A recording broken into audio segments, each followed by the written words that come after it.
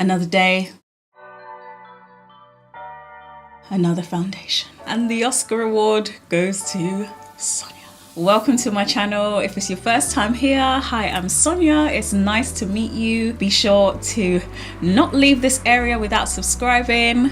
And if you are a returning subscriber, guys, you already know I love you like cooked food. Welcome back. Excuse my nonsense today. I'm in a very silly mood, so enjoy. In case you missed it, Morphe released a foundation this month. Been a bit of politics around it, but this isn't the place for it today. I don't quite feel ready to dip my toe into that yet. Some of you guys are scary. I've seen some things in some comments. I'm like, went to go and check the foundation out for myself as I wanted to see with my own two eyes, and it came home with me. We are 1 week post the launch, so I've worn it quite a few times since then. I actually do reach for it quite a lot, so I'm just going to be telling you guys my thoughts on it, letting you see how it looks on my skin. So I went straight to level 4 and I am matched to shade 410. I could also get away with shade 420. I will let you guys see what they both look like on me. Some of the shades are definitely very interesting in store, I will say that. So 420 on me, I do like it, it's fine. I actually ended up leaving the store with half 420 and half 410, as both shades are actually quite close to each other. For me, this would be a very good shade in the summer. So that's 420 after it's dried. It's definitely in the I can get away with it kind of category.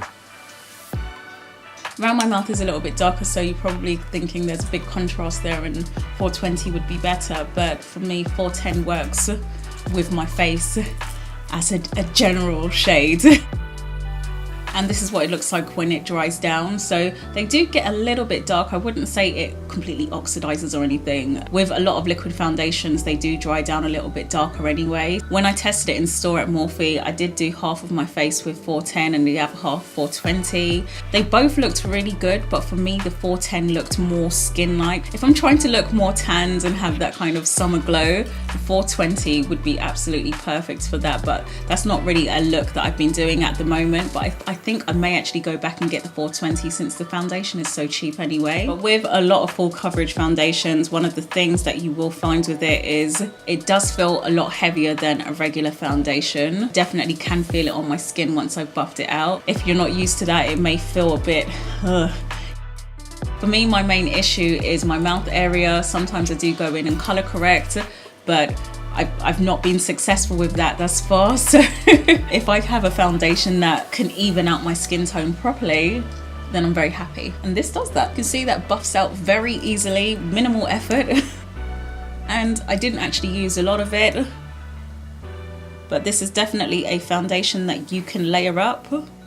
So I will be going in with a little bit more around my mouth area just to cover up any of my hyperpigmentation that sometimes likes to just peek through and give me some ashy vibes around my mouth. I see you commenters on Instagram. I see you. Easy. Easy hazy. So this is it whilst it's setting. It does dry down to supposedly a matte finish, but for me it doesn't get that matte, and I don't know if it's the moisturizer that I'm using at the moment. And I didn't prime as well. I don't tend to prime under my foundation. I just don't like the feeling of it. I haven't found one that I feel like is actually benefiting me. I'm just going to pop a little bit more around my mouth. I don't like a general very heavy foundation around my whole face, but if there are a few areas where I need a little bit of extra coverage, I'm happy to just put a few more dots on and just focus a heavier application there. But yeah, that's 410 on my face. I really love the finish of it by itself. I'd be more than happy to run out just like this without highlighting under my eyes or anything, because it's got quite a nice, it keeps the glow of the skin still, so it doesn't completely flatten you out, which I like. But I have seen on other people's reviews some crackling, dry, casket looking skin. It just goes to show that these things really do react differently from person to person. There are 60 shades available, so it's probably best that you go and try it in store, as the undertones definitely do vary. Wasn't interested in the concealers as I'm absolutely loving the Fenty one right now, so that's what I'm going in with underneath my eyes. I find the two of these work very well together. So if you already have the Fenty concealer and you just want to try the foundation, go for it. They definitely work very nicely together. I do have a review on the concealer and foundation from Fenty, so go and check that out. I'm just going to speed through this. So I'm just going to go in with my Beauty Bakerie Flour Powder. It's so hard to not say flour power. Oh, and because I'm consciously trying to not say it, it's like my brain's like, powder, power, powder, power. It just gets so confused. But yeah, my Beauty Bakerie Flour Powder. Just going to dust that on under my eyes. With the Morphe powders, again, I just wasn't really wowed by anything, so I didn't buy any. So I'm quite happy to just go on with my normal process. I only really set under my eyes. Occasionally I will set my whole face with the MAC Mineralized Skin Finish, but at the moment my skin it seems to be doing very well with not setting my foundation, and I'm quite happy going with that, to be honest. What I generally do is when I'm dusting off the powder from under my eyes, I'll just quickly go over my whole face with it, and that seems to do me fine for the whole day. If I'm going out at night and I know I'm going to be sweating or something, then I will make a bit more of an effort and put my skin finish on. But if I'm having a normal day, then I'm quite happy to just set my face like this. And I do have combination mildly oily skin. I'm just going to go off camera to finish the rest of my face. I will be filming the eye look.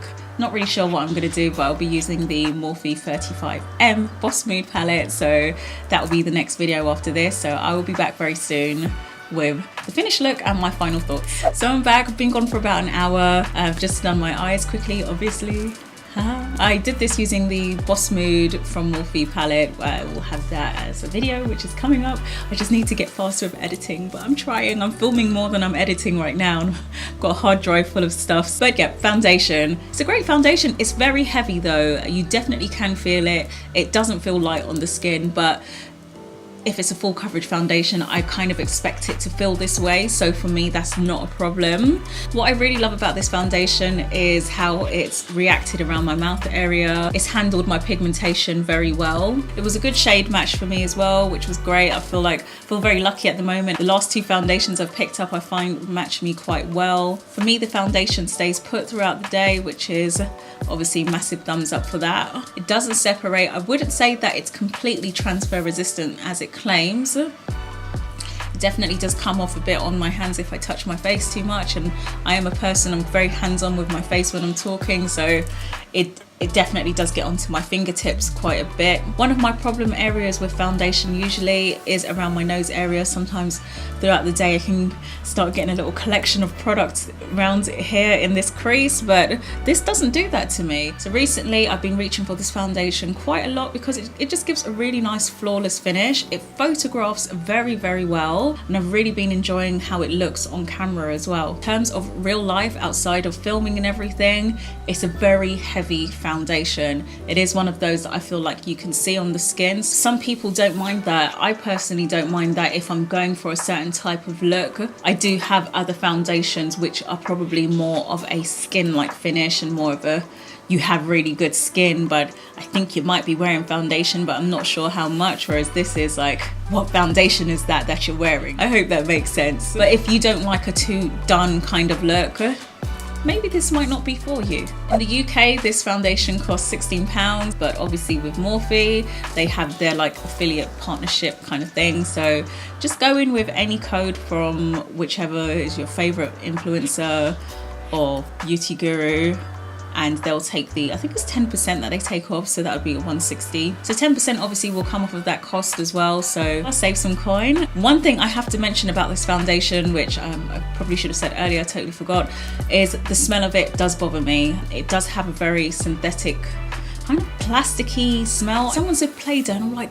that's quite close to what it is. It's like Play-Doh and the inside of a balloon, kind of. Just a strange smell. It does kind of go away, but not completely. And I think where probably I find it unpleasant, I can smell it throughout the day a little bit. Like I'll just be sitting there and get a little hint of it. So if you're sensitive to smell, this may bug you a bit, but go and do a sniff test in store. If there's anything that I've left out, I'm more than happy to answer any questions, so please guys just drop them down below in the comments. But for now, I hope that you've enjoyed this review kind of demo thing. I'm gonna get to editing these videos. Thank you guys so much for watching, and I'll see you next time. Oh, and we're on 1 or 2 videos a week, so hit the notification bell as well. Take care all, and I'll see you next time.